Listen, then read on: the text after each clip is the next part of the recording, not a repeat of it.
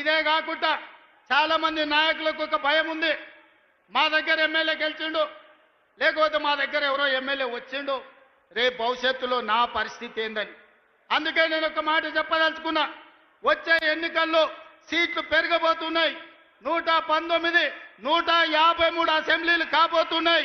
Parliament సీట్లు పెరగబోతున్నాయి. ఇవాళ 60-70 మంది ఎమ్మెల్యేలు ఉన్నారు.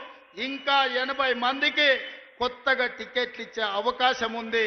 మీరు ప్రయత్నం చేయండి, ప్రజల్లో ఉండండి, ప్రజాసేవ చేయండి. మీకు టికెట్లు ఇచ్చి గెలిపించుకునే బాధ్యత, మిమ్మల్ని ఎమ్మెల్యేలను మంత్రులు చేసే బాధ్యత కాంగ్రెస్ పార్టీ, మల్లికార్జున్ ఖర్గే, రాహుల్ గాంధీ గారు తీసుకుంటారని నేను ఈ సందర్భంగా తెలియజేస్తున్నా.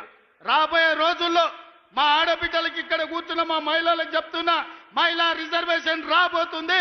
51 మంది కనీసం ఆడబిడ్డలు ఎమ్మెల్యేలు కాబోతున్నారు. 60 మంది దాకా ఆడబిడ్డలు అసెంబ్లీలో ఉండబోతున్నారు.